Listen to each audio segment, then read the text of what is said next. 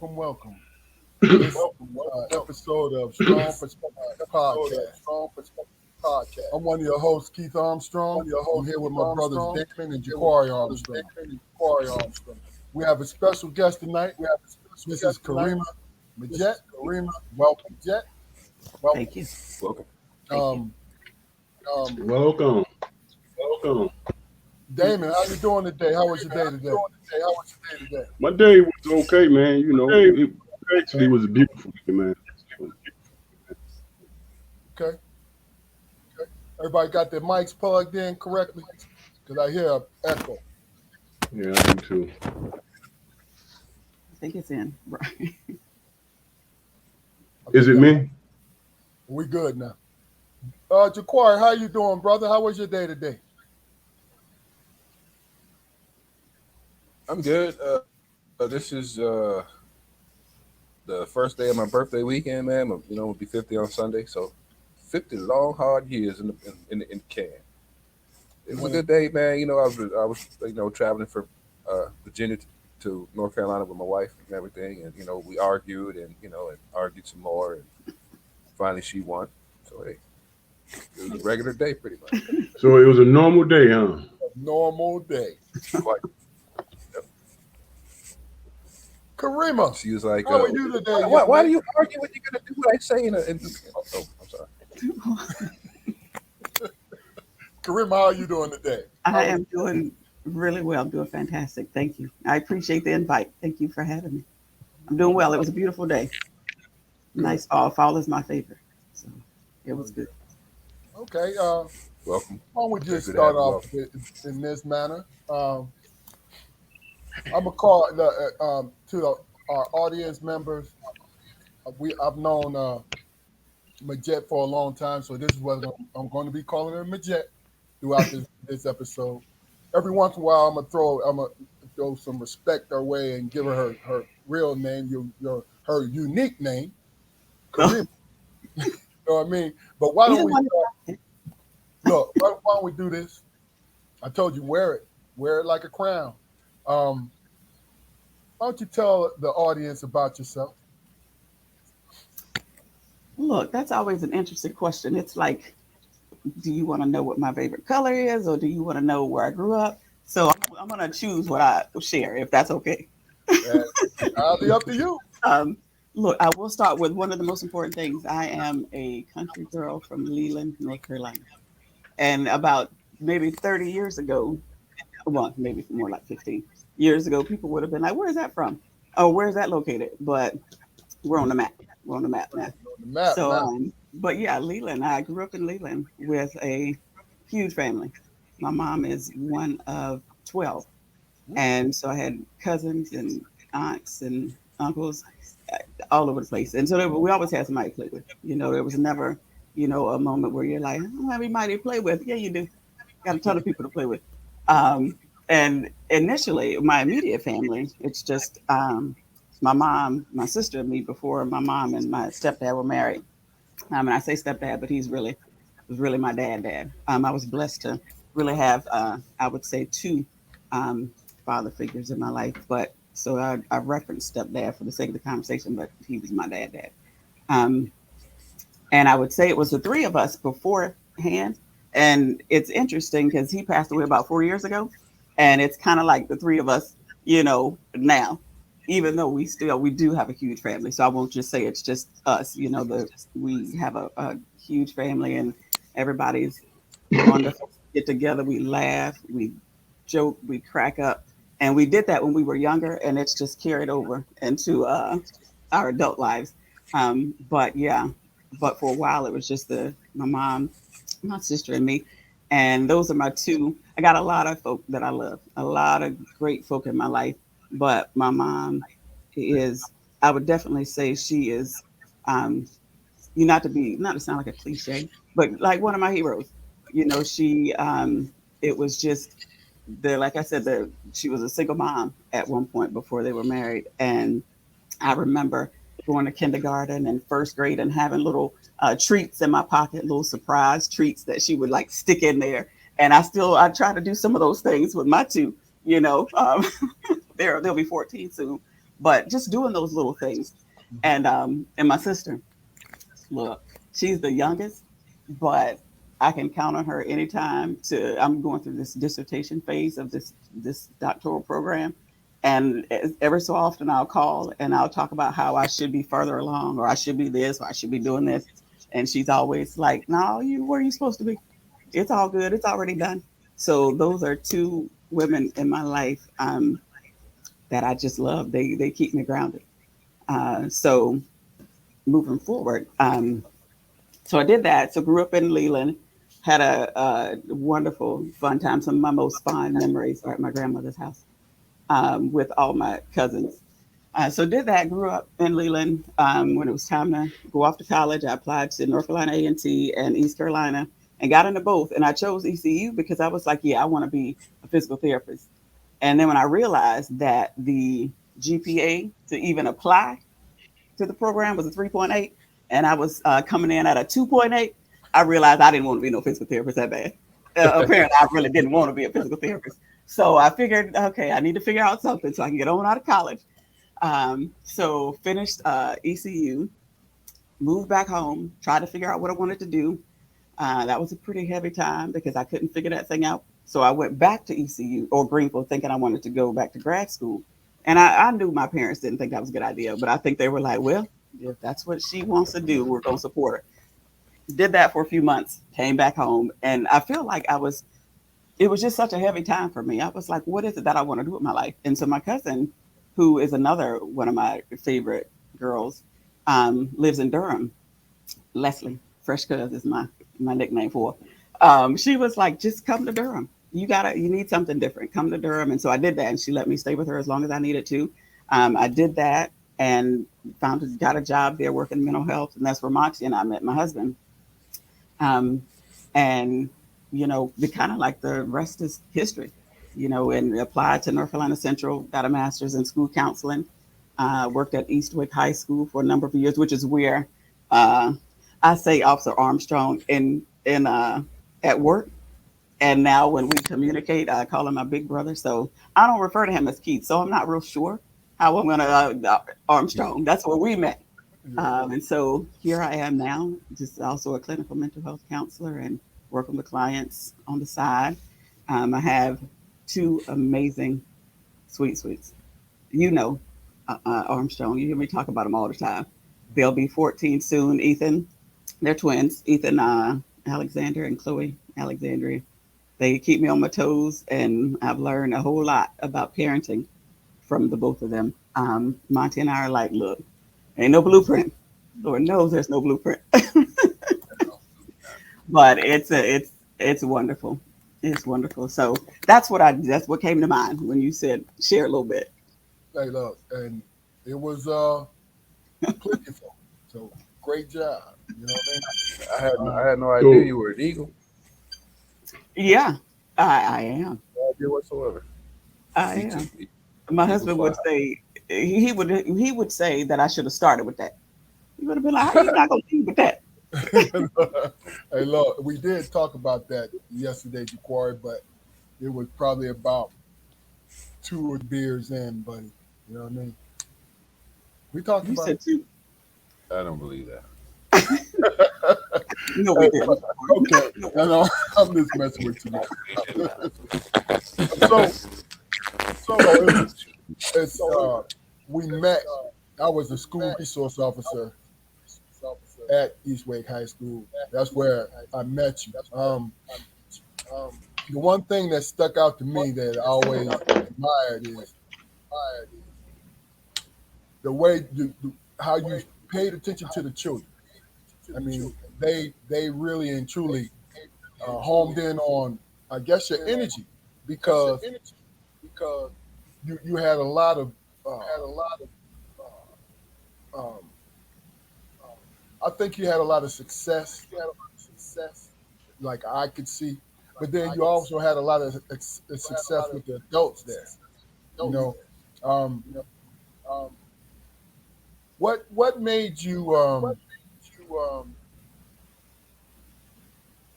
I want to make sure it just came into my mind. What made you really and truly get into that? Did you find, was it strength in your calling there? Did you discover who you were through the interaction in high school, or how did it come to you? Initially I wasn't interested in doing school counseling. I didn't even know that that's something that I would be interested in. I was thinking more of on the lines of like career counseling, because I was working with adults with mental illness, and that was one of the things that I was doing beforehand.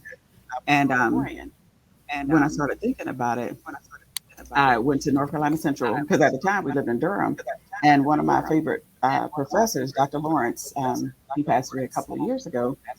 I had a conversation with him before I applied, and I said, well, I want to do career counseling. And he said, well, have you considered school counseling? And I said, no, sir, I haven't. I want to do career counseling. Like, that's what I came here and said. That's what I want to do. So he said, well, consider it, because school counseling encompasses all those things. It encompasses career and agency. And so if you do that and you like it, you're good. If you did career and you didn't like it and you wanted to do school counseling, you'd have to come back to school and take a couple more classes and be certified in it.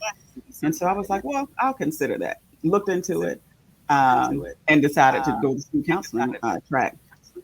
And it was one of the best decisions I have ever made. I absolutely loved it. And I say I'm a school counselor at heart, even though I'm not actively practicing in the school right now. I'm still a school counselor at heart. And I credit Dr. Lawrence for putting me on that trajectory, because he's been very instrumental in, I would say, in my career direction ever since. So, but once I started working there, I realized, yeah, this is it for me. This is it. At the time, this is what I loved, because it was an honor to be a part of my students' lives, to really help them to navigate not just school, but their life outside of school. And so yeah, when I got in there, I did learn a lot about myself, and I learned that that was a part of, that was a passion of mine, I would say. Okay. Somebody, let's try plugging in our mics again, man, because I hear the feedback back. If anybody can solve that. First thing I want to ask you is, working in the high school, did it affect the way you raise your children? Because Absolutely. you was in, listen, when you were there, it was the wild, wild west. You know what I mean? So Yep. how did it affect you? How did it affect the way you raised your children? You know what? I remember I was actually just telling Ethan and Chloe this story probably a couple of weeks ago, that the first couple of weeks, and to your point, you were probably, I'm sure, one of those sheriff cars was yours. I remember 5 to 6 sheriff cars every day after school being parked in the parking lot. Because and I had no idea. I had someone say, "You're doing your internship at Eastway?" Ooh, I had no idea. I was like, "What do you mean?" Because when you're in it, you see it, but it doesn't affect you, because you know the ins and outs. Whereas the people on the outside looking in, they're like, "Ooh, that looks awful." But there were so many other amazing things about. We were a family in my mind. But I do know, look, if my mom, if she's listening, she's probably like, yeah, now you're overly cautious. And I am. I do know that I'm overly cautious now as a parent, because of all the stories that I heard from my students. All the things that I've not even seen up close and personal. And it just it was such a it was difficult to hear those and not want to just take them all home and say, look, not that I had all the answers, but I knew I could give a safer space than what it sounds like they had. So as a parent, it's made me, um, and I'm aware of it. I'm so aware that it's made me a little more cautious than I need to be. You know, sometimes Monty will have to say, "Okay, they're 13. They can go in the store by themselves. You know, they can ride the bike down to the stop sign in the neighborhood." So that's one of the things. Another one of the things I think that it has impacted me in a way that makes me realize that like they are so amazing. You know, they are so amazing, and there's so much greatness within that's one of the things I want kids to understand. And I don't want to get too far off a tangent, but what I want them to understand as they're scrolling up and down social media and they're comparing themselves to the things that they see, they've got to remind themselves, wait a second, I'm great too. Wait a second, there are things that I possess that make me unique, that make me who I am. You know, because I think sometimes they get caught in that comparison. And so that's one of the things I talk to them often because I know they access social media, my two also. And so that's another thing. Being a school counselor has made me understand that I need to be involved and engaged. I want to hear what's on your mind. I want to hear what's in your heart. You know, I'm going to have conversations with you, and you might say, okay, mommy, I just needed to know if you wanted me to wear a black jacket or the brown one. And we done had a 45-minute conversation in the kitchen. I just want to know if you want me to wear a thick jacket or a thin jacket, you know? They're just going by your look, how you look at them. Oh, my, I got a problem. Look, oh, this is going to be one of those long conversations. And so they know your go-to sentence, right? Yeah. Like my go-to sentence for my both my sons is, "Hey man, come here for a second." And they be like, "Oh shoot, Right. here we go." It's You going to be know, a long conversation. Damon, um, can you chime in on that as far as with your children? As far as my children's go, I focus in on, I try to do the best I can to recognize them as individuals. You know what I'm saying? So I don't really get into the peer pressure thing. You know what I'm saying? I So don't really get into that. even when they were in high school, I'm talking you- about from look, my son, man, I used to talk to his kindergarten teacher every day because she would come out and get him from the car and all that stuff, and I would ask her, "How's my son doing?" And from the second day before he was getting ready to move to the first grade, she was telling me he was doing okay. But then we had to go to meeting saying, well, when to keep him back or whatever and all this. And I'm like, well, I was communicating with the teacher, and she said he was doing great. You know, he was that type of he was like my brother Jacory. You know what I'm saying? He he grew up around older people, so he spoke like that. And her thing was like, do he really know the words that he's using? You know what I'm saying? Do he really know how to express himself, or is he just mimicking people or whatever? And I've never understood. I had to try to balance, man. That son that I was used to at home, as compared to that teacher that was making a decision whether or not he moved forward. You know, and it was you have to pinpoint and understand what's best for your child. But I'm amazed because I hear you say you was a school counselor. You was getting everything. You know what I'm saying? And whoever your mentor was, man, it's amazing that that person was in tune with you to get you to be able to decide, and correct me if I'm wrong, but decide, what it is that your strengths lie, Mm. you know, and that's rare in this world we live in. It's very rare. You know what I'm saying? I mean, just imagine being a school counselor and you getting all these kids coming in with all these different problems, and you balanced it. And I commend you for that. That's amazing. I appreciate that. It was I You know what I'm remember saying? first, when I first started working out, I had to learn how to do that. I had to learn how to, and people say, "Oh, well, don't take things home with you," or leave your own values at the door. You just have to. I'm like, I don't even know how to do that. As a human, you come with those things. That's what makes you who you are, your personal worldview. Now, you just need to be aware of how it's coming up. But to say leave it at the door, that's just a cliche that I don't even think we even know what that really means. But I remember being at, this was back, I guess, 2006 is when I first started. And my husband and I, this is before Ethan and Chloe were born, and we were at Chili's. I'll never forget it. And I had a student who was in my office, and the social worker came and in so many words told him, your aunt said you can't come live with her. And there's no one else who's willing to take you. And I'm sitting in my office. It took everything for me to not start bawling my eyes out right there. So we go to Chili's later on that evening, and we're at the dinner table, and I'm sitting there crying. I was telling Jet, I was like, oh, Jet, Monty. If I say Jet, that's Monty. I was telling him, I'm like, we got to take it home. You caught that. I was like, we got to take him home. I got to bring him home. He's like 15. What is he going to do? Now, of course, my husband was like, slow down, like slow down. We're not going to bring him home. That's a good man right there. He was like, you can't bring him home. Like, it's not like we're talking about, puppies. You just can't just bring, these are lives. And I'm like, I know they're lives. That's why I want to bring him home. So I learned at that moment, you do as much as you can while you're there, because you can't take them home with you, so do all you can when you're there, so that when you leave, you say, okay, I've done what I could do. I've connected the parent or guardian to the resources.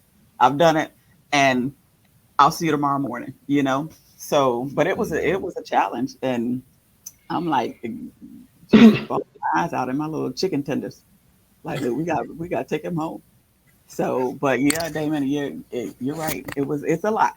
I have a couple who still call me and text me to this day, students that I work with, but it was an honor. Deep. It's such an honor. Yeah, Jaquari, you so touched them. what is your take? I'm talking about Deja being in high school and handling that, raising her. Well, I mean, it was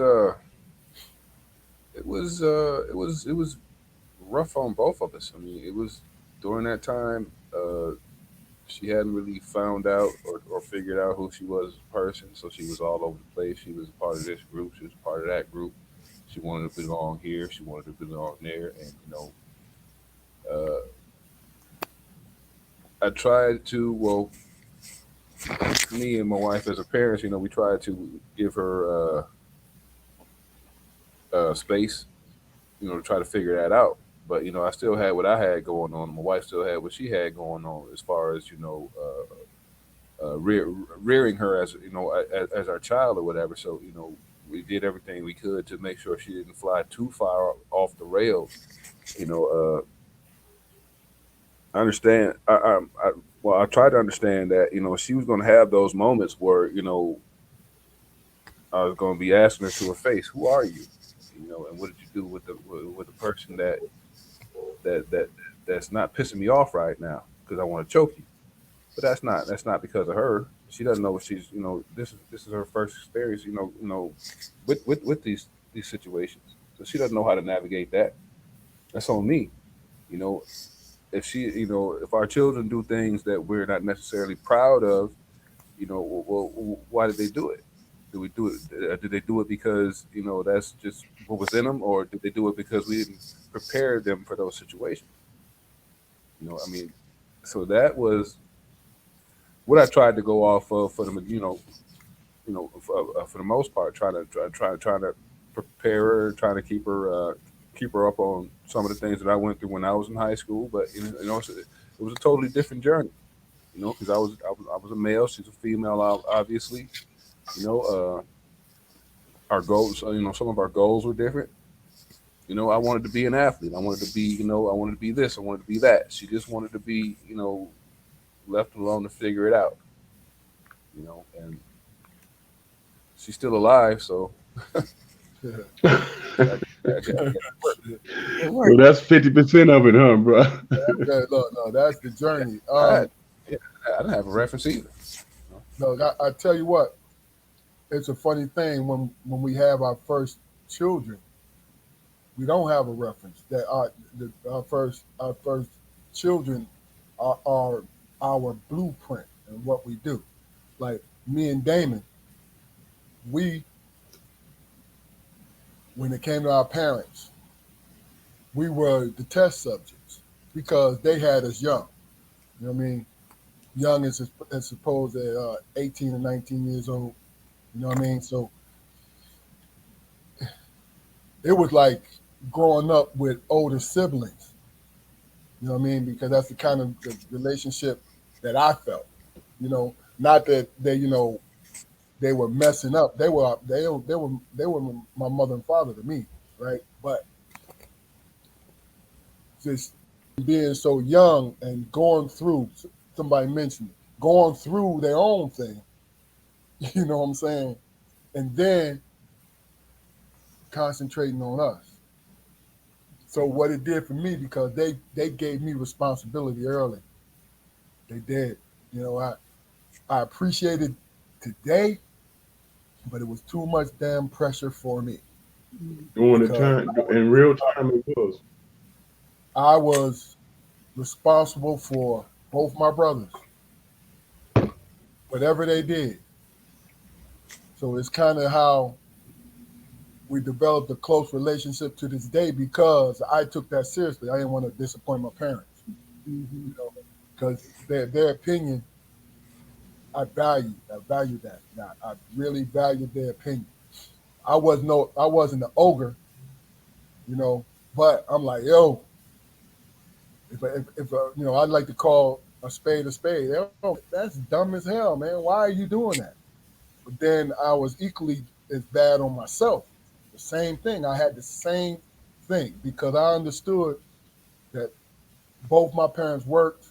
So the three of us was always by ourselves Hmm. in a great deal of the time. You know what I mean? So what helped us, and I'm saying that to say my relationships with my brothers helped me with my sons. Hmm. That's what it is. Yeah. Because my dad used to say to us all the time, I don't mind being the bad guy. Did not understand that until I became a father. You Because want to know what sometimes, my struggle was? Go ahead, bro. I'm sorry. go ahead. I My said You know sometimes what you my experience, got, struggle was experience because I raising my remember daughter I'm the on same my thing. job. y'all stepped on each other. Try that again. My experience. No, I was just saying my experiences with my daughter. Definitely helps me on my job. It really does, and I'm glad it wasn't the other way around because that would have been just a freaking disaster. It's real. It's real. With me, man, it made a lot of sense, man, what our parents taught us because our mom, man, she was just her and my her and our dad when they was cut from the same cloth. You know what I'm saying? They was just that. That's who they were. Where I really had to use my faculties, man, is when I had my two girls. You know what I'm saying? That's a whole different level, bro.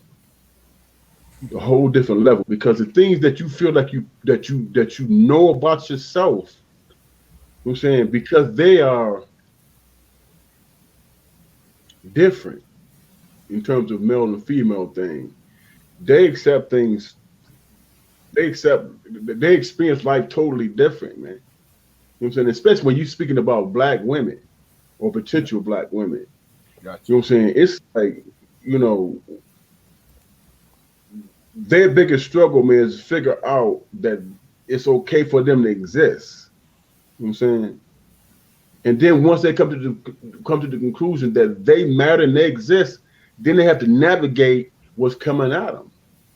You know what I'm saying? And then at that point in life in that situation, as a father, as a black father, you have to realize that you can't go off your situation. You have to understand what they're going through and what they experience.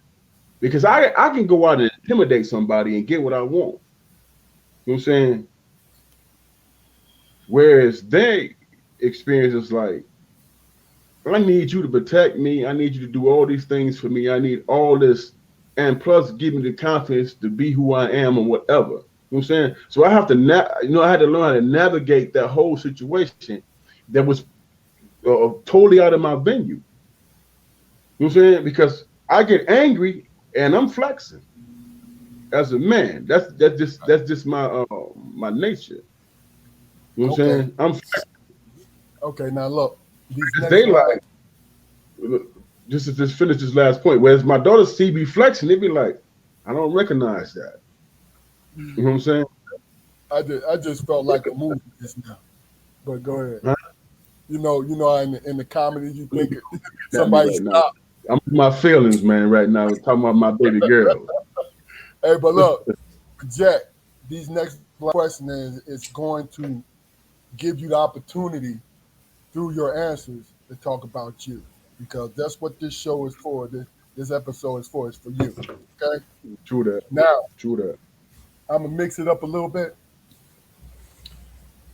Little DJ mixing it up. Tell me, yeah, there you go, there you go. And you went to ECU, so you know about that party scene. Yeah, you know what I mean. I Now, mean, Hey, hey, not Key. Not only that, she got to make sure she's staying 2 or 3 steps ahead. So no, a little light party, just a little light party. like, chill out, man. Don't nobody know about this I thing. told you Shut my up. mama might be watching. No, no, no. All right, here's one. It was a fun time. But we'll say that it was fun. Okay, okay.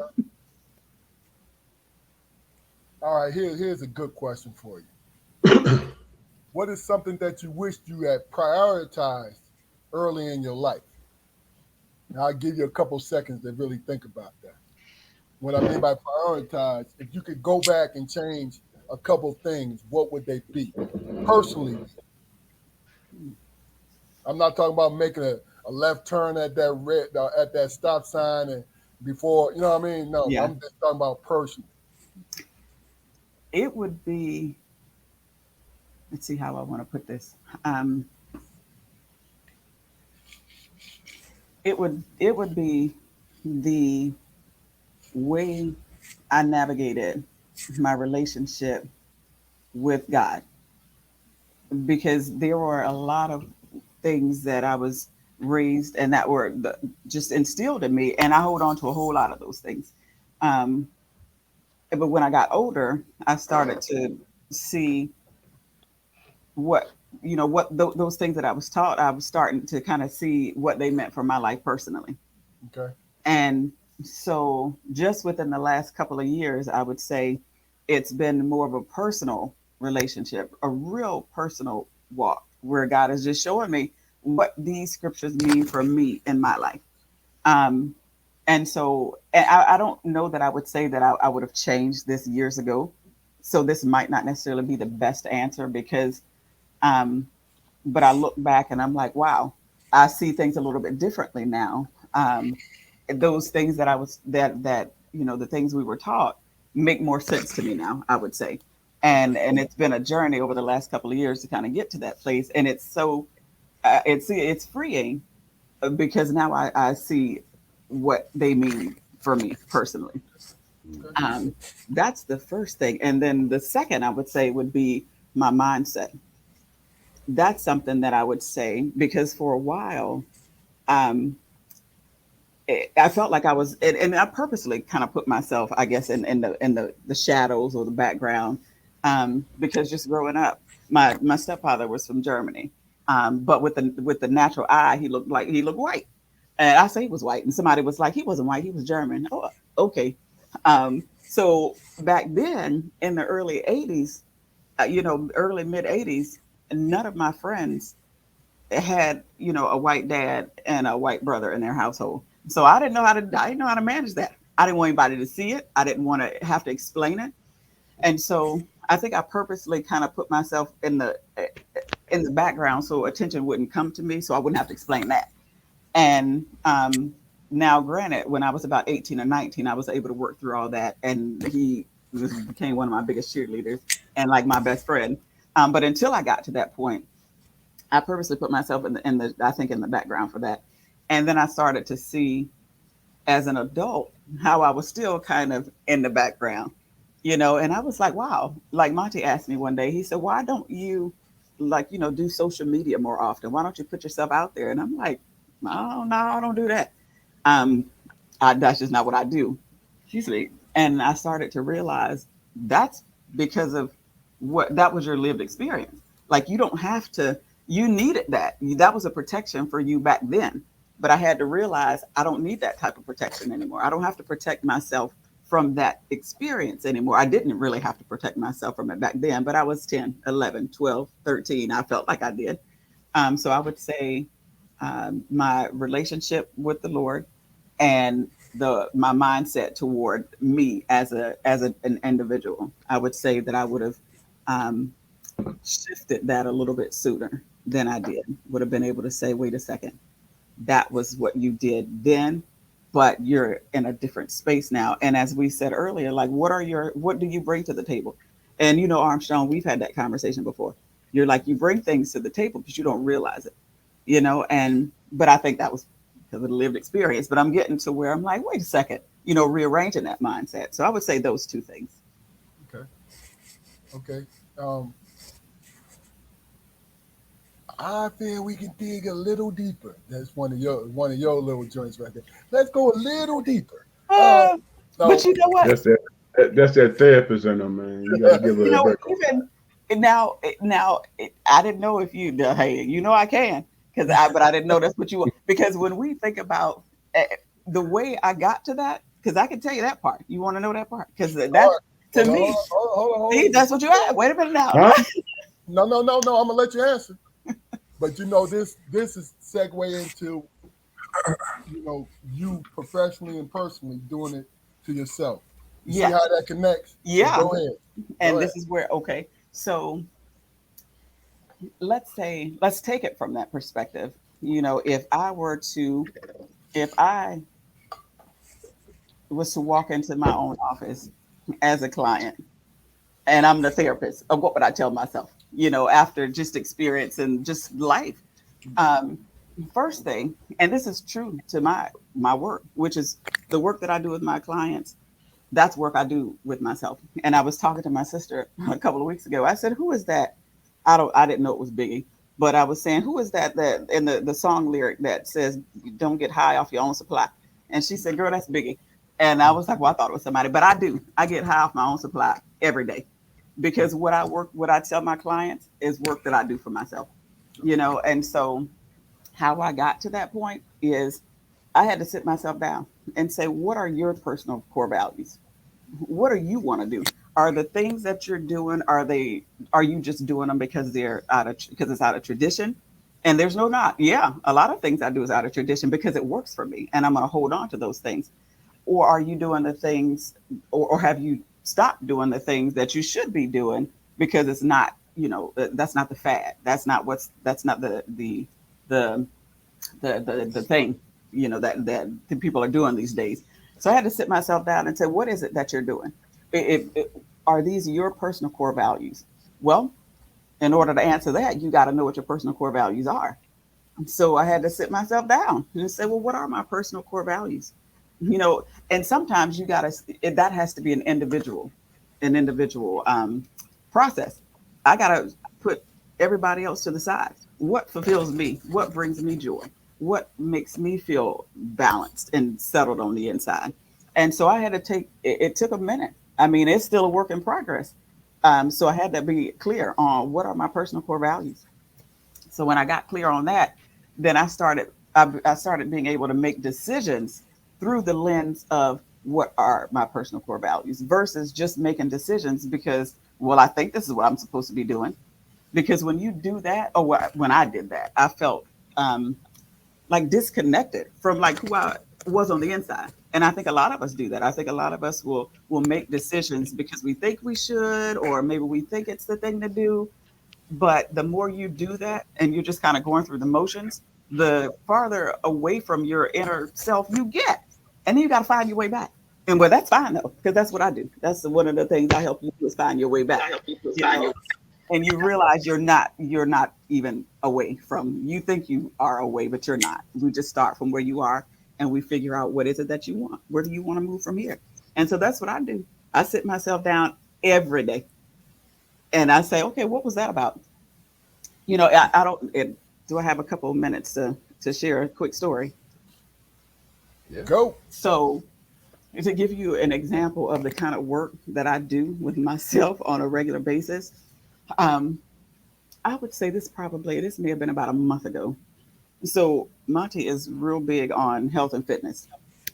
And when he gets up in the mornings, that's his time. He's gonna go run a few miles and he's gonna come back because he has turned the garage into Planet Fitness. Because after COVID, he was like, "Piece of Planet Fitness out, and I'm gonna get it done here." Yeah. So so I know that now. Now I know that, right? I know this is his protected time. So one morning I got up and I wanted to talk with him about something related to Ethan in school. Wasn't that it was something that could have waited. So as I'm talking to him, he's like walking around getting his book bag, putting his little workout gear in it. And so I just finally said, "Can I get you to just stop for like 3 minutes? We're having a conversation about our son. Like I'm just like, all upset and frustrated. Like I know, isn't this important to you?" So he was like, "Hey, of course you know it's important to me." And I said, "You know what? We can just finish it later. We can just finish it later." So then I reached out to a friend and I was like, "Was I wrong?" And my one of my friends was like, "Well, if it could have waited, it probably should have waited because this is his protected time. This is his thing." So I had to sit myself down because my I would say my baseline is pretty chill, pretty laid back, pretty joyful. And that was not a good experience. And I felt how I knew it wasn't a good experience because I felt a shift in my emotions on the inside. It was a huge shift. And so I had to say, what was that about? So I was like, I know you weren't mad because the brother want to be healthy. Well, no, I wasn't mad about that. Well, you mad because do you think he's not as concerned about your son, about you guys' son as you are? Well, I know that's not true. But what I came up with after I dug deep was that I wasn't upset with him because he had protected time. I was upset with myself because I did not. I didn't have any time set aside for myself that was unprotected. And he did. Oh, okay. And I learned that. Wow. But I had to sit myself down and dig through what was that about? And so Mhm. I was like, wow. And I did something about that. I started getting some specific time to do what I felt like was best for me at certain times. But that's And why I you, was mad. But I had to look at myself and dig deep to find that out. So that's the kind of was your work I voice do getting on myself every day. was your voice getting high? You realize your voice high. Where you going? No, sir. Well, I No. don't do that. We'll be yelling. I can get a little slick, like a little Oh, okay. attitudinal and like quiet, or like we don't yell and argue Yeah. and scream, but I can get like attitudinal and short. And he's like, "Oh Lord," like And he recognize it. say that again. Uh, He, hey, he recognize Yeah, Damon and Jaquari, it. This I want way. you He, I guys didn't to see you respond to. that way. Yeah, I want you. Hey, look, I want you guys to respond to that, but give us a quick response. Then we're gonna move on to the next question for. Yeah. Start Well, with you, Jaquari. it's the funniest thing to mention that if you're in the people business, then you pretty much gotta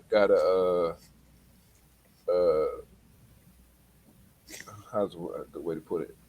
If you're in the people business, then whatever you're teaching, you've got to be an advocate of that, and you've got to use it on yourself because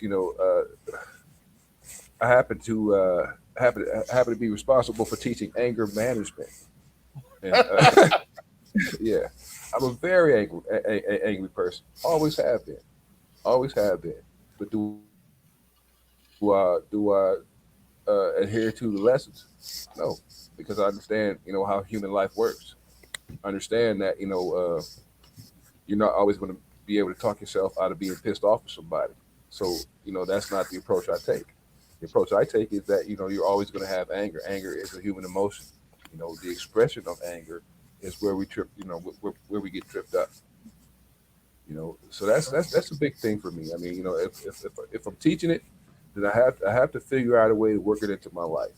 yep, So I'm not a liar. absolutely. I agree with you there, and I don't Damon. think it's wise to say. Some people might say, well, like the toxic positivity that the people have coined. We label something right quick. But it's like avoid not paying attention to the negative emotion, but just kind of brushing over it, flipping it into a positive. You can't do that.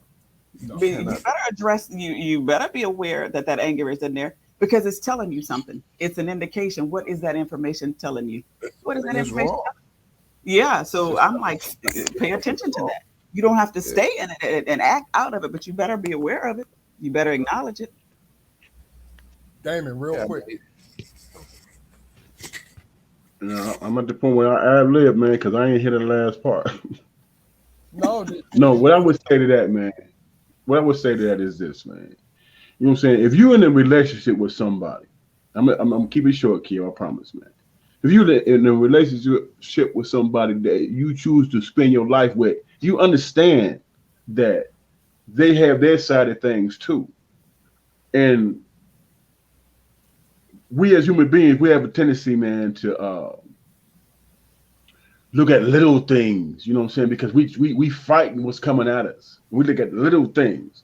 But when you're in a relationship with somebody, man, you have to take a step back and say, okay, do that coincide with our relationship? Do it matter? Do it make a difference? If it don't, then it doesn't make sense to address it. It doesn't make sense. You know what I'm saying? I know I've been with my woman, I've been with my wife, Benita. Love you, baby. Been with her almost, it'll be 39 years, man. You know what I'm saying? And I know her intimately, and she know me intimately. If we stand in our own corner, we're gonna use that, you know what I'm saying, to get what we want. That's just human nature. That doesn't mean that we malicious people, man. We just trying to survive in this world, especially as black people. We're just trying to make sure that we matter. You know what I'm saying?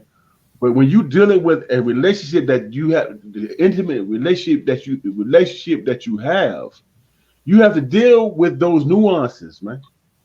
You know what I'm saying? I know what makes my wife mad. Who know my wife more than I do? Nobody. You understand what I'm saying? Nobody knows her as intimate as I do. And if I'm being selfish, I can pick and choose to fight a battle that go against what her constitution is.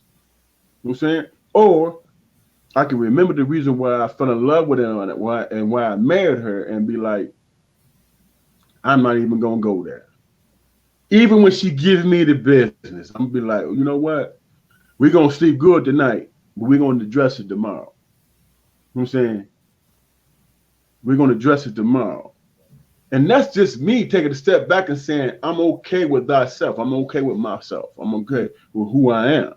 You know what I'm saying? And I don't have to fight that battle with her because she know who I am. But Okay.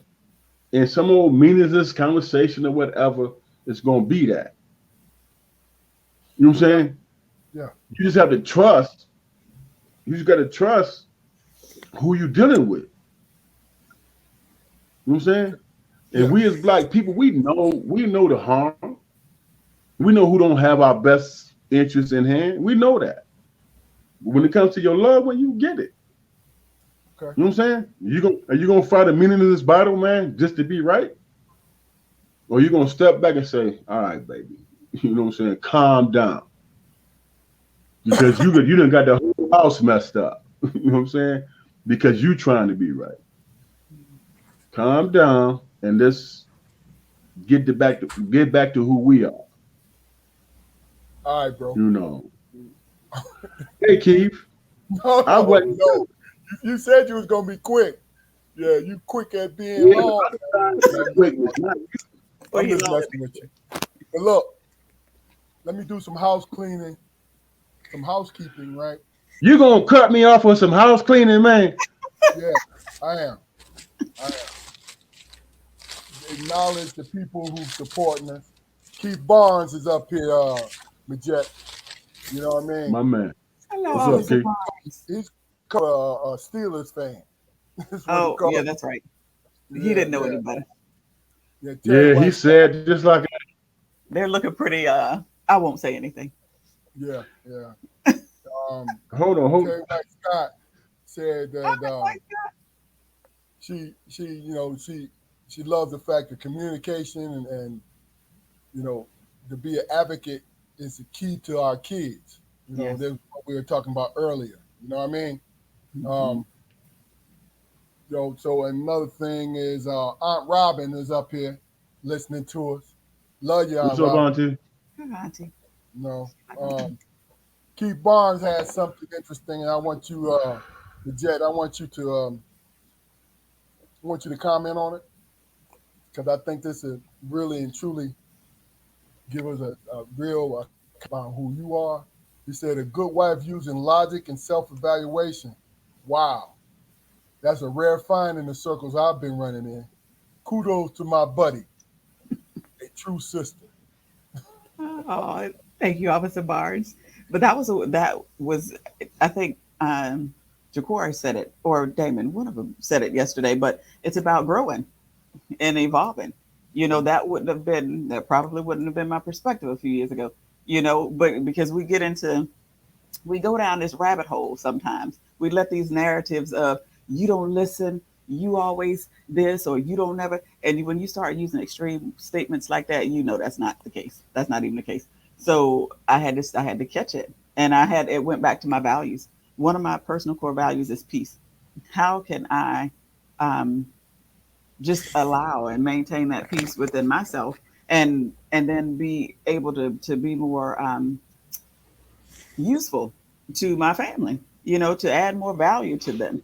And at that moment, I was like, I don't feel that level of peace right now.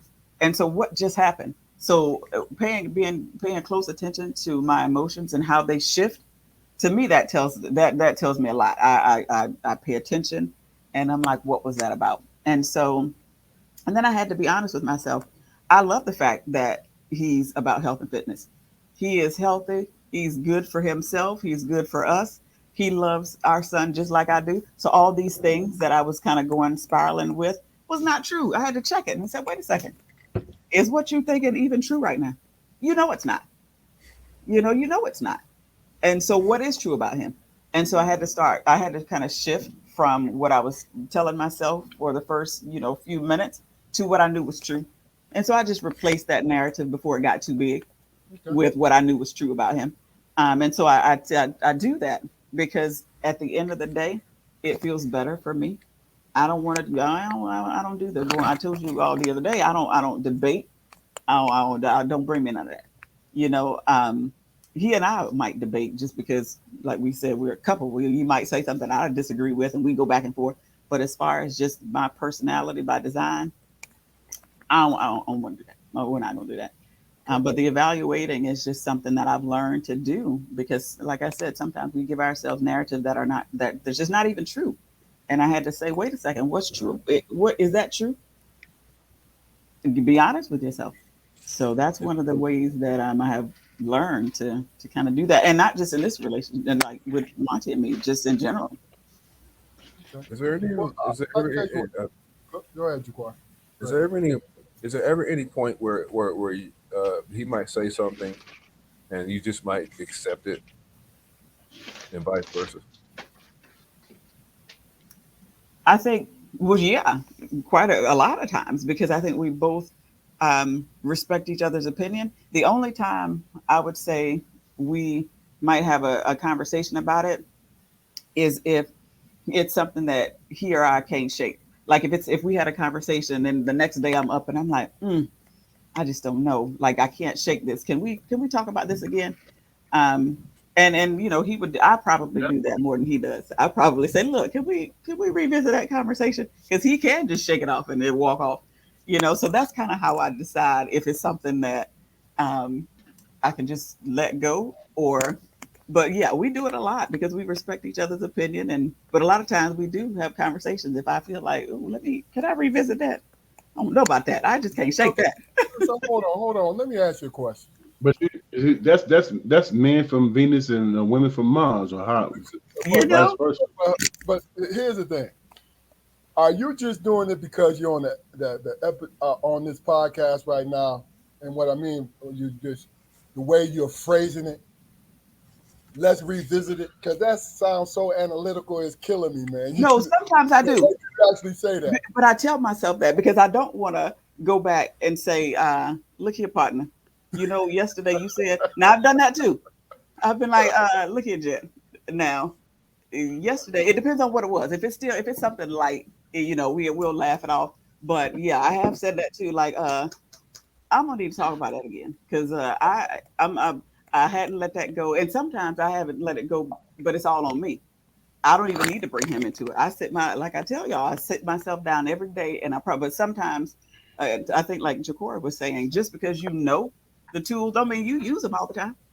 I know the tools, but I don't always catch it. And sometimes I want to be petty. Like I don't want nobody to say, "Hey, Right. let's evaluate. Let's think about this thing." No, I'm in a space right now that I just won't be petty, and so I'm gonna act like I ain't hear you talking. I'm getting ready to walk out. I just don't want to. So yeah, there are moments where I don't just say, "Let's revisit this." And that reinforces my point from earlier when I was talking about the people business. You gotta acknowledge that. Yeah, You gotta acknowledge that. Petty is something that lives in each and every one of us. It's true. my husband will tell you. How He's like, how, "What how, you how are you how are you going to express that petty, which people often do, and not lose anything? Yeah, That's being aware of it. the question. It's Okay. self-awareness. Oh yeah, I'm not acting like you folk act like, oh well, I didn't mean to say that. I wasn't trying to be funny. Yeah, you were. Yeah. You were trying to be funny. You meant it, and that's okay. I'm not saying that's good or bad. I'm just saying just be aware of it and keep it real with yourself. So here's a question that I want the three of you to answer, and you can go first, Majette.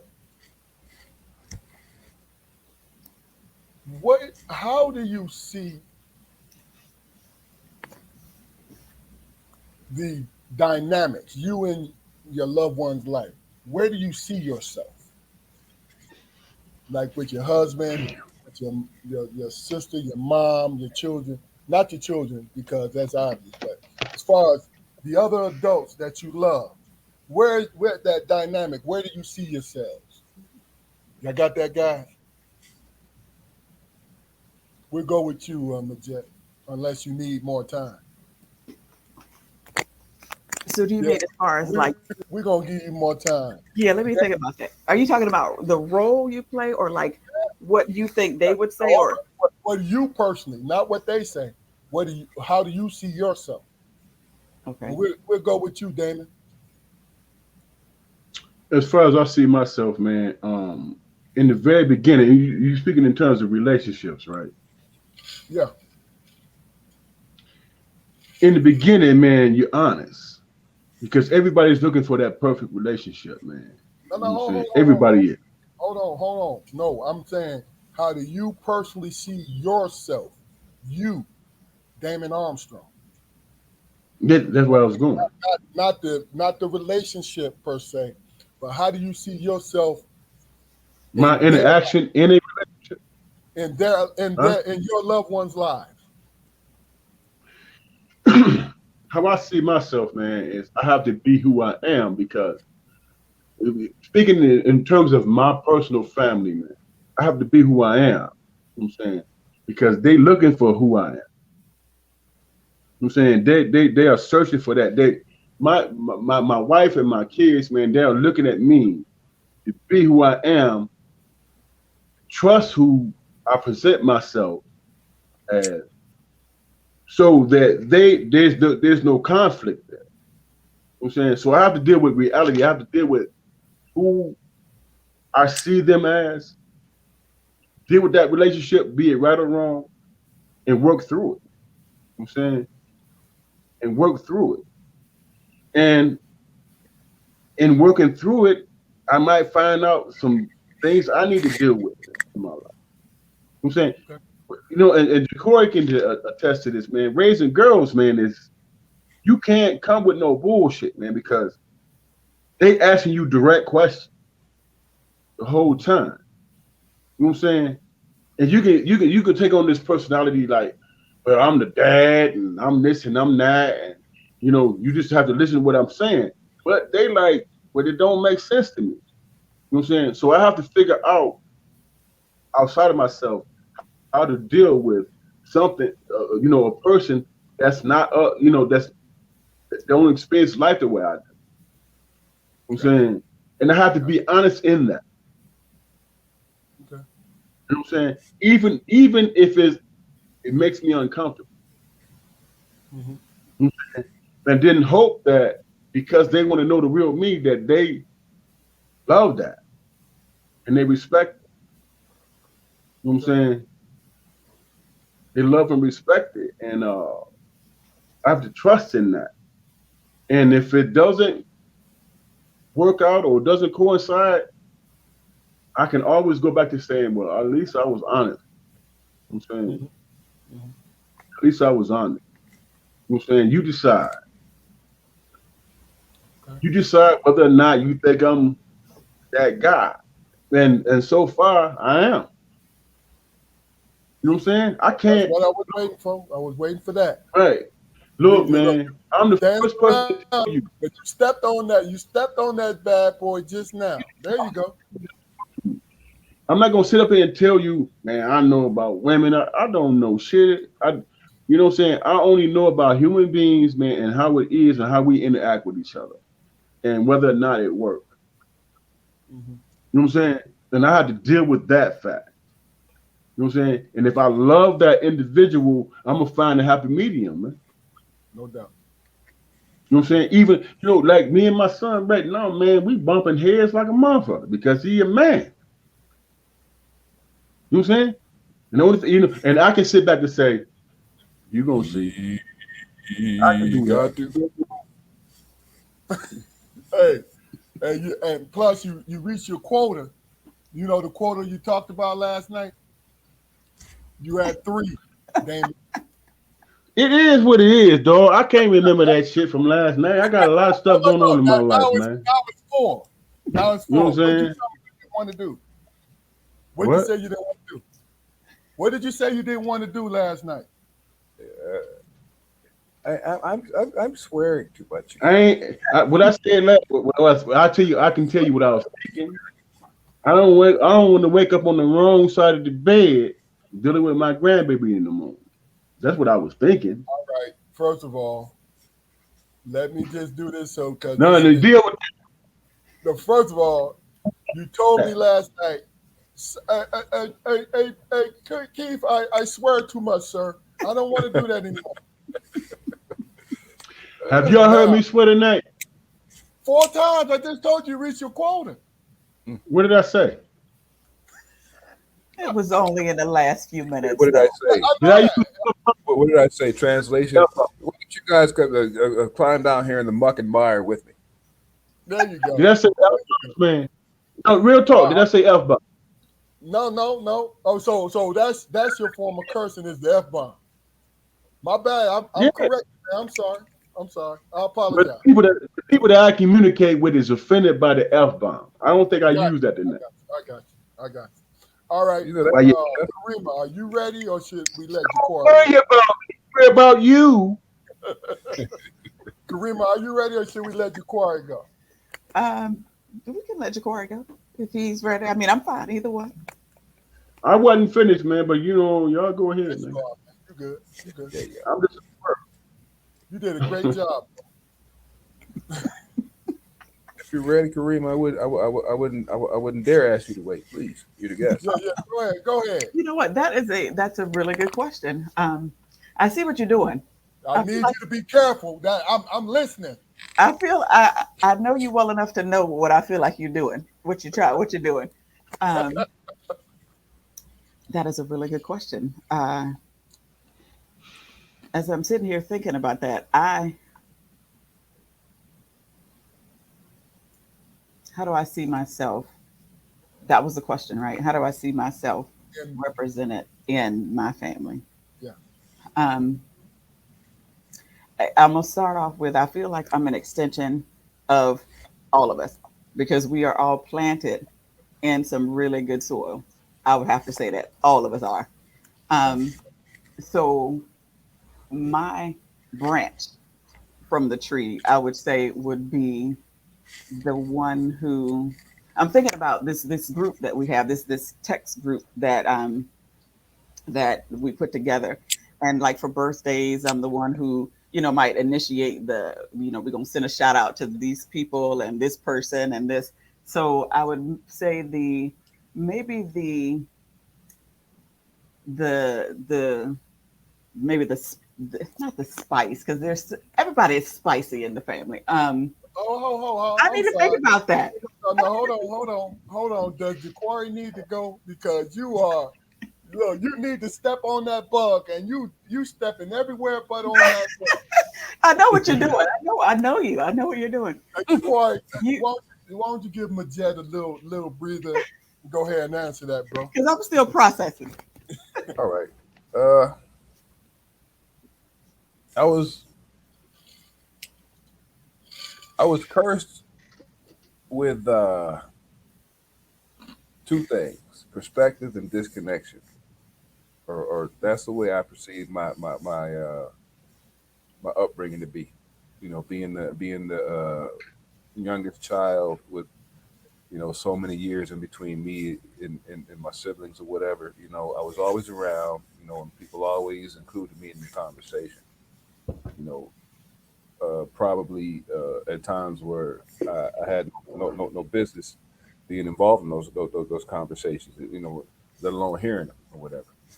But it. Uh, I've always I've always struggled trying to figure out how to deal with that disconnection or my perceived disconnection.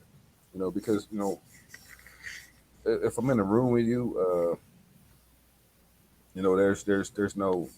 It can seem like there's been no break in communication, no break in time, no anything like that. So I have the ability to not put physical eyes on you for a long time or whatever. But when we're in a room together, it's just like we don't miss a step. You know, and for a long time, I've seen it as disconnection, but that's not what it is. For a long time, I would blame other people for my feelings of not being as involved as I would fantasize about being, but that's not their fault. It's all my fault. It's all on me. You know, one of the things that I heard when I was a kid, in regards to being an adult, is you have total control over your life, and that's one of the things that sank in, to my psyche because I find myself trying to control and process the things that means something to me, right? So I mean, my role in the family, man, is really a tricky thing for me to explain. Really a tricky thing for me to explain because I mean, and we talked about it. Me and my brother, we talked about it for years. Perceived slights. You know, times where I didn't necessarily feel like a particular person or persons in my family acknowledged me to the point where I was satisfied. That's not on them. That's all on me. You know what I mean? It's whenever you give other people responsibility for taking care of you and nurturing you. I mean, you that's a losing battle right there. It's a losing battle right there. So I mean, I've I believe I just talked myself into a circle. Hey, It's the look, funniest thing. it's not. I'm gonna tell you the funny thing about it. It's not in the category as a trick question. What it No, no, no, is no, how no. you see Close yourself. that door. It's how you see Yeah, yourself. I definitely had a direction. Uh, Yeah, but I've been trying to broaden my perspective, man. So I mean, got you know, you. I got you. All right. Well, let me do this before I let you go, Majet. Let me just say this is where, as I was listening to you guys, I was trying to formulate an answer in my head, right? And I only could come with two different directions with it. The first is the perceived, the perceived view of it, whereas I see myself as being very important in your lives. You know what I mean? My opinion is valued. I see that. That's the perceived. But the reality is, it's the other way around. I depend on, and I'm speaking on my brothers and my loved ones. I depend on you to help me to see who I am to you. You see what I'm saying? Like it's moment to moment for me. So, say if my brothers call me and they just want to just chop it up, just miscellaneously chop it up, or to vent, I become that to them, right? But if they call me and it's me who wants to vent, they become that to me. Mm-hmm. So it's a symbiotic situation for me. And that's how I see myself with my family. I like that perspective. Okay, that makes sense. So you get And ready that's to steal it? Is that what you get ready to yeah, do? yeah. That's exactly what I was getting ready to say. Um, it helped put it in perspective, no pun intended. Um, because I feel like that could be said for a number of us, but I see that as well. I see that as I am often the person that some of them will call and for a different perspective for me to listen to them process what might be going on. So I am that person. I do know that I'm that person that is able to sit and help and listen and help them process through what they're calling to process through. Having said that, there are times where I'm the one calling.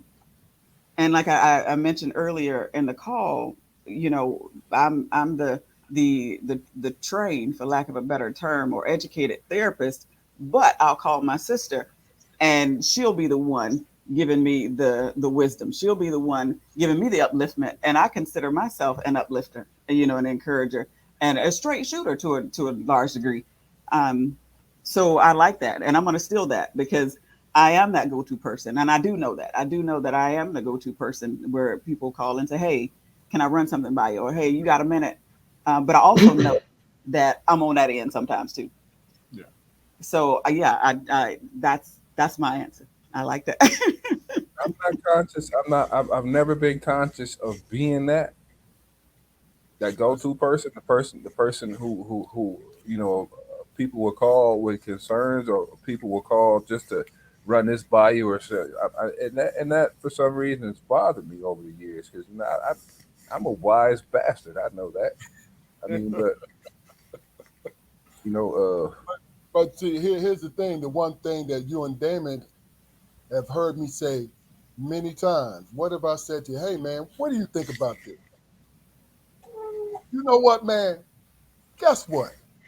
How many times? Because that right there is me valuing your opinion about something that I'm willing to listen to. Because I'm going to tell you, I'll be honest with you, other than our parents, and I'm talking about became an adult, other than our parents and you guys, it is hard for me to follow somebody's advice if I don't know them. You know what I mean? That's just how I am. Look, I just had a conversation with my mom a couple of days ago, and I'm like, you are. I called her for one reason, and to not get into it, but I took my little pet to get groomed, and they shaved him a little bit lower than I wanted him to cut, and I was feeling some type of way. So I Lord, called my mom. see, I was like, you see, 47 years old, and you got to call your mom to help you process through that.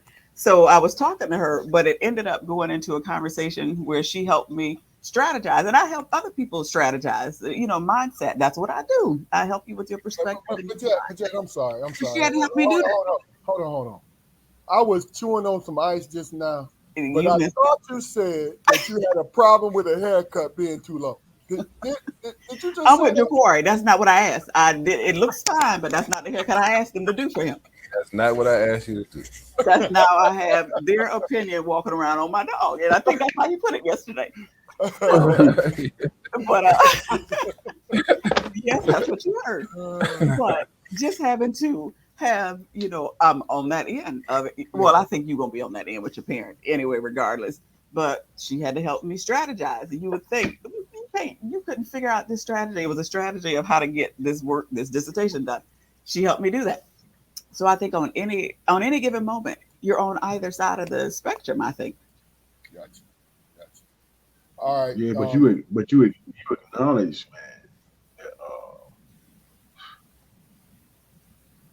Okay. All right, listen. I'm a acknowledge. I love to acknowledge the people in the comments, and you're gonna enjoy this. You're gonna enjoy this, Midgette. First of all, Terry White Scott said, "Hey, Midgette." She waving at you. You know how that is, right? Yeah. Then Mo Riggs. I don't know who that is, but I know you know. That's Mo my Riggs. cousin. Huh? It's my first cousin. That's one of the ones I was talking about, running around in the dirt, She said, cracking I up. love you, Rima. I love Then you, Trees. Yeah. Then Scarborough. William Scarborough. Big Bill. Oh, from Scarborough. Yeah. And no, now here's one that, and she says, "Hey, two people who helped me save my life. Diamond, Bumper. Diamond. Yeah. Now, see, I know I can't go too far because I'm not gonna sit on this podcast and do and cry no tears. Get But sentimental. Diamond, Hey, look. I love you, girl. Yeah. That's my girl. But appreciate y'all tuning in, Damon. Damon, I want you. We're gonna go into after we tackle this next question, then we're gonna go into your moment at the end, right? But like I said, I appreciate the comments. Diamond, love you, baby girl. Love Being you, Diamond. strong. Here's my question. Well, hold on. She said, I love y'all too, including White Scott. So many things I didn't get then that I get now. Thank y'all. That makes it all worth it. And look, and Keith Barnes. Keith, you helped me with that when I didn't want to do it. That's something personal, dog. We gonna go ourselves, man. But that's my man. But here's the question I want to ask you three. And like I said, we'll give you because we know how you do, Midgette, and you need time to marinate on some stuff. So I'm gonna start with you, Ja'Cory. For real, they're from the heart. No. That ain't what I'm saying. But you have to be what? What you have to be. You don't want to hurt no feelings. You feel what I'm saying? No. So we're gonna give you time to think. Which you wouldn't do anyway, but no. I want to give you Not time on to purpose. think. Ja'Cory Well, and David. The word no when it comes to your wives, right? How do you receive it when you get it? How do they receive it when you give it? And you can elaborate it as much as possible. What I want you to do, be clear and as clear as you can, right? So I'm talking a little bit so y'all can marinate on it, right? You talking to me and Joy. Yeah. Midgette too. Midgette gonna answer it, but I'm gonna give y'all a chance to answer it first. And look, Damon, I don't want no roundabout because I love her and she loves me and I love her. I'm saying the word no. How do you handle it? You know what I'm saying? Why don't you answer the question for me then, bro? Huh? He said, why don't you answer the question? You preempting, man. Why don't you answer the question for me? Look at you, man. You better go ahead with that sensitivity. Ja'Cory, you ready? I ain't sensitive, man. You preempting. Hey, man, I'm asking you this question, but I don't need you. I need you to understand. That's all. But go ahead, Damon. I want you to go first because I want to hear this. Who you want to go first? Damon, go ahead. When I hear no, of course I'm gonna push back on it. You know what I'm saying? But You know, because I love this person. You know what I'm saying? I have to understand where they're coming from. You know what I'm saying? And in doing that, you know what I'm saying, I have to look outside of myself and come to the conclusion that because I love and understand this person, what they're saying to me, man, you know, saying no, I have to respect it. You know what I'm saying? I Mm-hmm. have to respect it. There's no pushback on that, man. My wife tell me no, then I have to understand why. Anybody else, I don't have to deal with them. Got you. You know what I'm saying? Got you. Okay. Jaquari. Well, I mean, like we were talking about yesterday. I mean, whenever I say no to my wife, I believe she hears the word maybe. And it's that's not necessarily a negative thing. I mean, it's just being a partnership and everything, man. It's she knows a lot of stuff. She's a smart woman. That's why I chose her. She has a very high level of intelligence. She researches. She's she she's financially responsible. Sometimes I'm a Libra. Sometimes I just like to do shit. Sometimes I, things that feel good to me. Hey, yeah, I'm all about that. I'm all about that. But she's about taking care of the business first. So I'm like, like, well, let's go to Hawaii. She's like, well, no. I used to get pissed off, but now I'm like, well, okay, yeah, Hawaii right now, not such a good idea. You know what I mean? So I mean, for the sake of the partnership, for the sake of longevity, for the sake of respecting that, in within the relationship, you know, like my brother Damon was saying, I've gotta consider her reasons why, you know, she's saying it.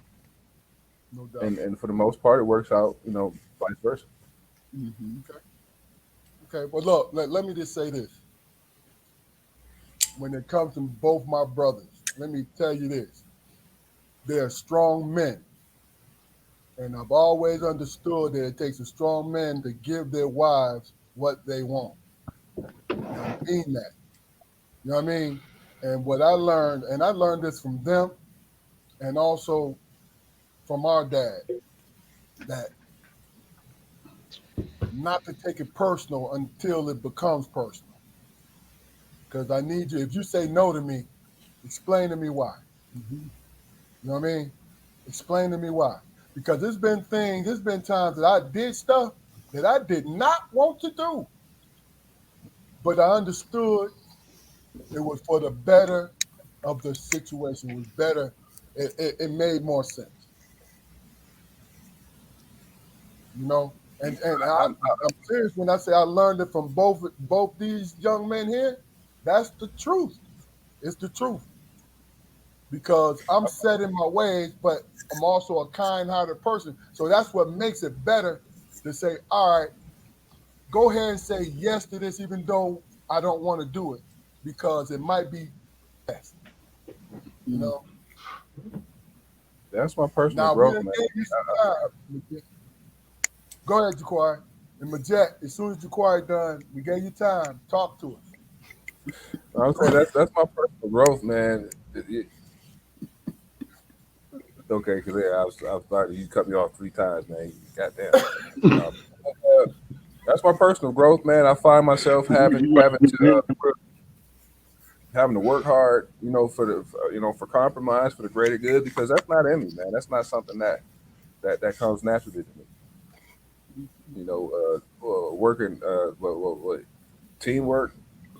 I understand the concept of team, but nowadays I'm used to leading the team. Not always That's not always the case in my household. you Gotcha. know. But me even being able to say that is that for me that's evolution. Because just a generation we all three grew up in. A man is a head of the house and all this. I understand that. I understand that. You know, I don't. I'm not good with money. I've never been good with money. You Good know, at spending it, right? good at spending it and making it, Yeah. spending it, making it. As far Making it as and far as spending it. as far as stretching it and applying it to the actual greater good, I could care less. At this point, I'm a man. I can always make more money, and I'm not by far a millionaire, but that's my wife's got a lot of ideas about how to make things easier for both of us. So I'll listen. Okay. All right. I'm not cutting anybody off, but Karimah Midgette, let's go. I would say it Yes, works. you are. Yes, you are.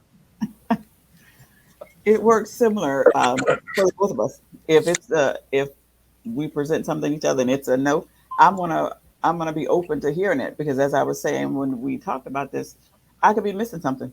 He might have more information about something than I do, and I might have more information about something than he does. So we are both are like, wait a minute. So what's your why are you saying no about that? Like, what do you know that I don't know? And once we lay it out on the table, we often, if it's a collective, if it's something that's going to impact, directly impact us as a family, then we're going to go with the best person's or the strategy that works best for everybody. Now, if it's more individualistic and it's something that I say that I want to do, and after I hear his perspective, and it's not a strong, like, I feel real strong about this, like, I don't think this is my gut is telling me you shouldn't do X, Y, and Z. If it's not like that, and he's just like, well, I don't know, I don't think you should, and it's something I want to do, I'm most likely still gonna pursue it. But if we are talking and it's something that's for the greater good of the family, and his decision is better for us, then we're gonna roll with it. Okay. Now, let me tell you something. I believe you.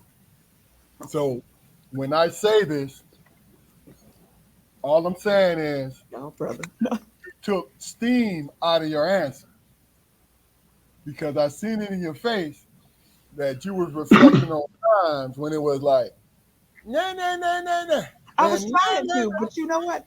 It's not, and I don't want to make it sound like I I don't really hear no a lot because I guess I don't know if it's because I don't ask for a lot of random stuff or if it's because I feel like I'm like, okay, God, this is kind of what I want, and I kind of manifest the stuff that I want in my life, and it happens. Um, but I'm not a, I don't really, I'm not the kind of not to no knock the whomever. I don't ask, not ask. I don't say, hey, I want to go out and buy this this $500 Michael Kors bag. What you think? It's so I don't really we don't really get into this whole no, you don't need to do that. And I don't know if it's because like y'all were saying, he's just saying no, I'm gonna keep it smooth, so we're just gonna have peace. Or if I just I don't know. But that is the answer. The answer is if he says no or I say no, we're gonna listen to the other person's perspective because we could be missing some information.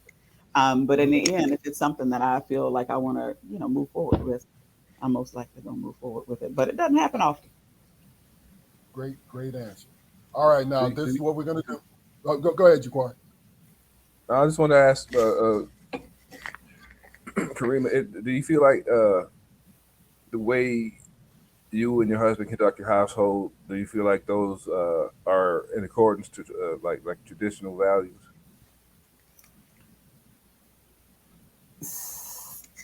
You know what? I would say some of the things are, but I see I can speak for myself. I don't necessarily do them just out of tradition though. I do them because I want to. Some of the things that like I think when we first got married, I was better with finances, and I kind of I resented him because I feel like I was the one doing the finances. I was the one keeping up with what was going on, and I was resentful of it because I was stuck in tradition. Like, no, the man is supposed to be doing this. And one of our mentors sat us down and said, well, who's better at it? Let's just keep it basic. Who's better at these things? So now we look at it like that. Who's better at doing X, Y, and Z? Who has more time to do it? He's probably washed more towels, loads of clothes within the last year than he's ever done because sometimes I'm at the library, or I need to be at the library a little bit more. But sometimes I'm, trying to get this school stuff situated. And so I think it's more we do some traditional roles, but not necessarily because we feel like we have to. It just makes sense. Did that answer your question? It did. It did. Because I'm not sure if you're familiar with the guy. What's his name? Kevin Samuels passed away Yep. recently. There's been a lot of men, in social media lately, and they speak about traditional values and what they perceive to be male roles and everything. And from what myself, my two brothers, and up to a certain point or whatever, if they were to hear us describe how our households operate, they would be totally against it. But it works. It works for us. Yeah. I mean, it's when you box, especially as a man, as a black man, when you uh, uh, uh, paint yourself in that corner of being that person. I mean, that Yeah. it could be possibly detrimental to everybody Yeah. because if that's how you live your life, I know for a fact you probably had nobody teach you the right way to do it that way. Because I mean it worked at one point, but it's just not working nowadays. And you have to do one of the best advice. Some of the best advice I feel like we got when we got married was from my cousin, who he and his wife, um, huge Cowboy fans. Shout out to cousin D. But he said, whatever works best in your organization, do that, because you'll have a lot of people in your ear saying, "Oh, you should do it like this. You should do it like that." He was like, "Nope. Whatever works best in your organization, you do that." Yeah. Right. That's And right. if it looks traditional, that's fine. If that works, if it looks a little uh, not unconventional, just do whatever works in your organization. Right. Okay. So this is what we're gonna do because we need Damon to go ahead and do his thing, right? Well, I'm gonna acknowledge everybody because there's been some. I don't know if you guys been watching, but there's been some great comments going on. You know what I mean? Um, And who is Diamond? Who's Diamond? Diamond is a former student at East Wake High School. Uh, Beautiful, beautiful young lady. You know, Beautiful. I'll speak for me personally. Always saw the potential in her. She always had this energy. She still does have Yeah. this energy about her. And, whenever I could give her a kind word, that's what I did. You know, Karima, you have anything for that? No, I agree with you. We've had several conversations in the office where some of them she might not necessarily wanted to hear, and then we just had some conversations where it was light laughing, hugs. But to your point, much potential, and I'm seeing it now. I actually ran into her. Well, it's probably been several months now, um, at school at Royal Elementary, and um, we had a conversation. She was sharing some of the things she was doing, and I'm just real proud of her. Yeah. She's doing it. She's doing great things, I feel. Okay. Well, let me just read these things, and then Damon. What we're gonna do? I'm gonna let Damon do his thing, and then I'm gonna give you the final words, Jet, after Damon do his thing. All right. So you got time to percolate, The final and word. we want a big explosion. Boom. Talk to her. But let me read these comments because they're great comments. Keep Barnes Write something down. said, keep that East Wake. I could stop by Majette's office door and greeting greet me sometimes, good morning. And then sometimes he would say, don't you start. No, He said, what is that? He said, what is it? You know what I mean? all season. He knows what it is. No. Yeah. And White Scott wants her to leave you alone. Then she said, then White Scott said, Diamond, said, Diamond had me in here crying. You know what I mean? And Keith Barnes said, he reiterated, yes, ma'am. You know what I mean? Uh, Diamond says, Terry White Scott, you know, if y'all only knew, sometimes those conversations still get me through. And then the last thing she said is, White Scott said, well, Diamond, now, okay, there's a little, about two or three glasses of wine in, White Scott. But she said, no can be temporary. Okay, this is about the word no. Saying no can Man, be temporary, can be a temporary response because you need to be delayed but not denied. Ooh, go ahead, White Scott. Yeah. And you are absolutely correct. The right no can be eventual yes. You Hmm. know, and she says she's proud of you, Diamond. Now, Shiny McCoy, that's you, Majette. You That's know my who that sister. is? That's a cousin. That's my sister. That's your sis. That's Okay, my sis. What's going on? Look, you coming late in the game, sis. We needed all them comments. Look, she was listening. She sent me a couple text messages already. Okay. What's she sending you? Sit up. That's Come on now. Yo, lick your lip. Look, You're what on she TV. said was look. she It said, says, hi "Mom." Karimah, shout out to you and the guys. This was really great. Mom, Shani, and Shonda. Okay. Oh, that's my crew. Yeah, yeah. Hey, look, you did a great job. For real. We're gonna get you we gonna make sure you get the last word. And Miss Webb. Oh, Miss Webb said what's going something. on, Miss Webb? Yeah, she said great podcast. Damon, let's go ahead and speak on it, brother.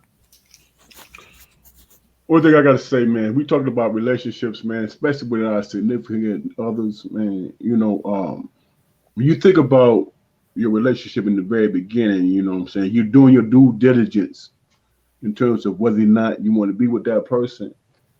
And I think, man, at times, man, as we deal with each other, we get lost in situational stuff. And what I mean by that is that we have a tendency to forget why we fell in love with that person and why we chose to have that person in our life. You know what I'm saying? And I'm really speaking, on a personal level. The one thing I appreciate is that in terms of my wife, I understand why I fell in love with her and why I chose to pursue her. But at the same time, you know what I'm saying, we've been together, this the 31st. We've been together 39 years. In that span of time, man, there's a lot of things that happen in your life, man, that you have to work through and deal with. And sometimes, relationships become distant, whatever. But if you can remember your reason for falling in love with that person, then you come to understand that, what I'm saying, that you trying to, move in your lifetime with somebody that you feel that has your back. And then when you remember that and that person that you chose and spent that time with, then you have patience with that person, man. You have patience with them. You know what I'm saying? Because who knows you better than them? Nobody. So when you in an argument or whatever, they come with that personal stuff, and you get mad, and you come with personal stuff, and then things start, you know what I'm saying, becoming what they are. But if you can remember, man, seeing that person and wanting to be with that person and going through the process of being with that person, then you can get through anything. You can get through all the struggles. You know what I'm saying? And when you want to say something personal, you push back on that, man, because you don't want to hurt that person, man. You don't want to hurt them. You don't want to take them through something you would take a stranger through. You know what I'm saying? Something you would take a stranger through. Man, you said that, you want to put hands on them.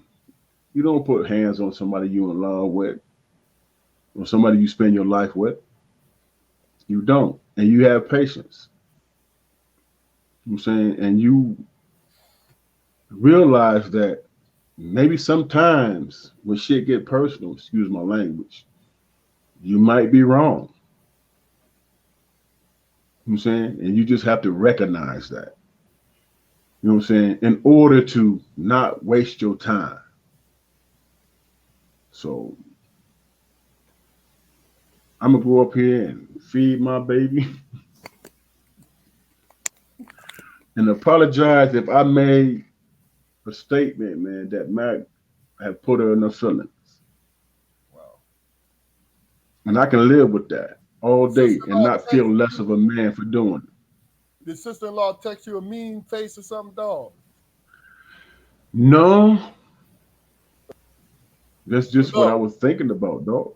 First of all, my brother getting a damn porterhouse steak tomorrow. Great fucking job. Excuse my language. That's what I'm talking about, boy. Smooth, I'm smooth just being ass. honest, man. You know what I'm saying?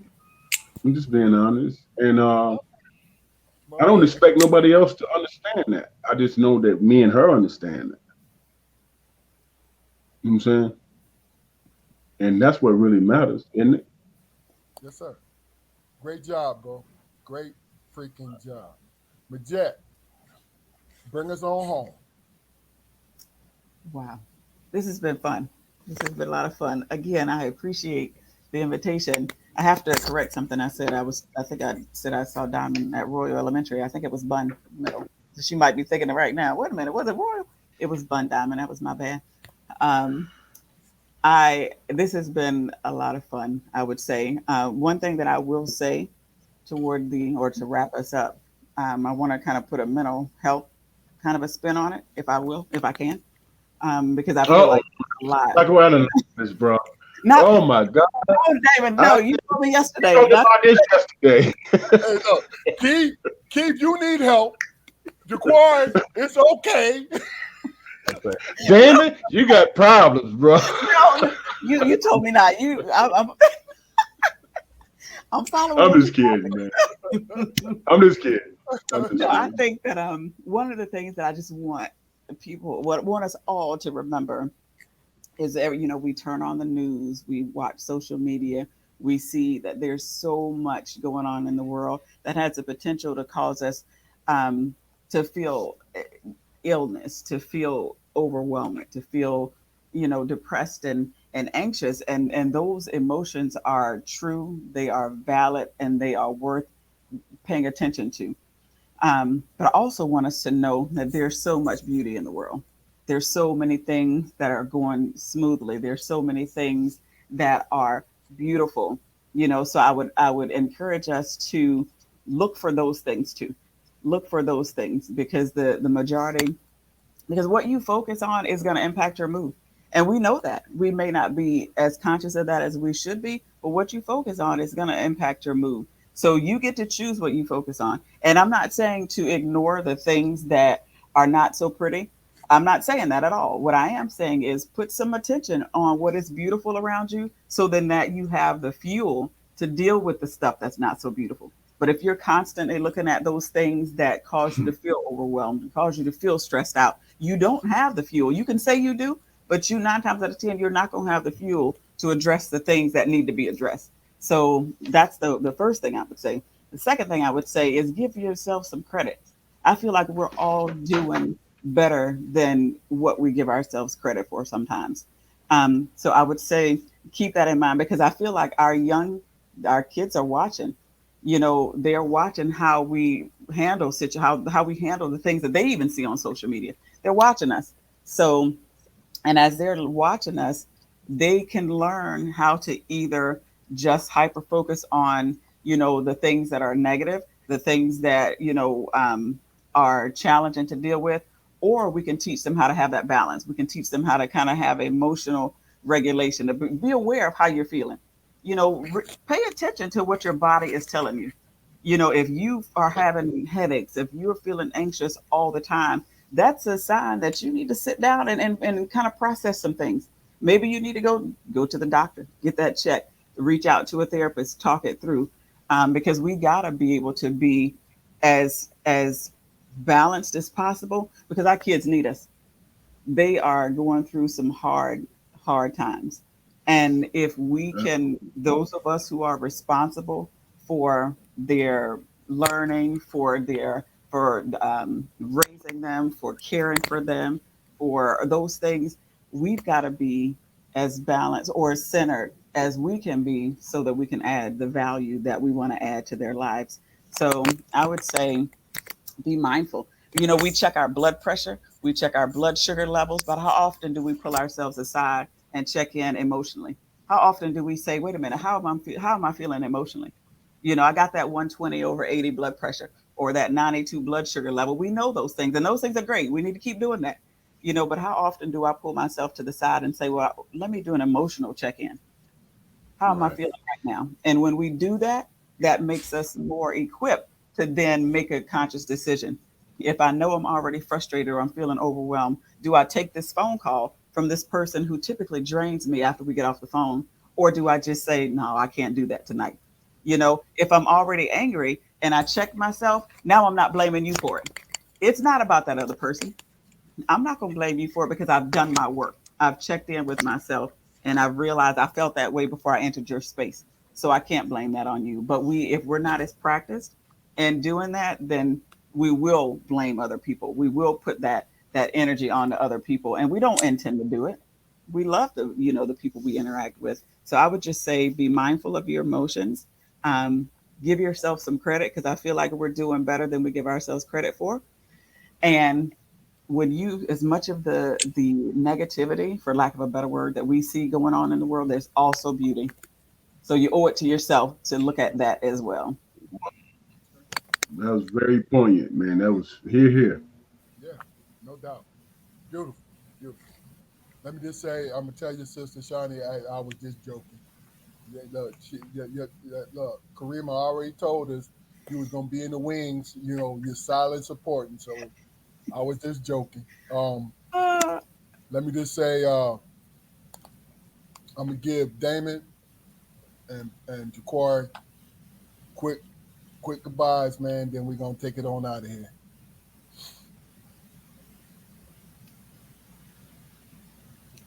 Go ahead, bro. Anybody? Okay. No, yeah. Well, Jaquari, go ahead. Kareem, I appreciate your time. Thank you very much for coming and joining us. It's been, as I told you yesterday, I believe it's been a heck of a show, and uh, feel free to, if, whenever you want to come back, please. You consider you a recurring guest from this point on. So Thank Oh you. yeah, no doubt, no doubt. Damon, I'm gonna make it real personal. Hey, I really appreciate you, man. The words that you spoke tonight, man, was very poignant. It was to the point, and it garners responsibility. And you pretty much met, what I'm saying, what I was, what I wanted to hear and see from a sister. You know what I'm saying? You did it, and I appreciate your words, and I'm gonna go get me some popcorn and go upstairs and sit next to my wife and be like, baby, I love you. No, I'm just kidding, man. Thank you, Nathan. I appreciate that. I'm just kidding. But you know what though? I really appreciate you, man. We've been begging and asking people like you to come and speak from your perspective as a black woman. You know what I'm saying? And you was very clinical with that. You know what I'm saying? You said some things, man, that people need to do and exercise in that, man. And I appreciate that about you. Thank you. Thank you. um, you know how I feel. You know what I mean? Appreciate you. There's no doubt about it. Hey, years that we had conversation over and over Mondays. Yeah. Mondays, and Mondays is the worst day of the week to me. I mean, because whatever they were doing, and sit in the lunchroom and we just chop it up. You tell me Yeah. about your day, I tell you about mine, and as a friend, I appreciate you. You know what I mean? Absolutely. And you are welcome back. And look, whatever family you want to bring them on, and we can go from there. Just let me know. Okay. All right. I But appreciate. like I said, great show. Stay on. Once we get off live, we're gonna take 5 minutes to you know, sew everything up. You know what I mean? But I hope you enjoyed yourself I because did. my questions were definitely strategic. You know what I'm I know saying? you. Yep. I see that. I saw that. Yeah, Look, my my sister brother. just said she'll come. my brothers. Okay, cool. There it is. We can have a sibling show. You know Yeah. what I mean? I'm telling you. Yeah. Uh, I my think that would. brothers, they always do a great job. This I just want to let everybody know. I love this because I get to see my brothers, be with them. And this is no, you know, I don't soup this up when I say I love my brothers dearly. They're my best friends. I love having the show with them. And we all appreciate each other's flaws. You know what I'm saying? That's why we can sit here and we can joke about it because we know the love is there. So let me do this. Please go to our YouTube channel, Strong Perspectives Podcast. Like, share, and subscribe, especially like and subscribe, because what we want to do, we want to push our numbers up so we can get as many people possible to share this content. Because what we do is we have conversations with everyday people. See, the thing about it is people misunderstand what everyday, what it really means is the people that makes the world go around. We drive this world. We push this world, this earth on its axis. We people always want to give the celebrities give them the credit, but it's not true. It's people like us, intelligent people like us, people with souls, with everything. This is what we do. So, Strong Perspective Podcast. Just take about 10 seconds, subscribe to it on YouTube. That's all. We're not asking you to do anything else. And understand we're here every Friday at 7:30 with another dynamic guest. I'm Keith Armstrong, one of your hosts. I say good night, guys. Good night, people. Stay blessed, man. Good night. This was fun. I appreciate it. And shout out to my folk who chimed in.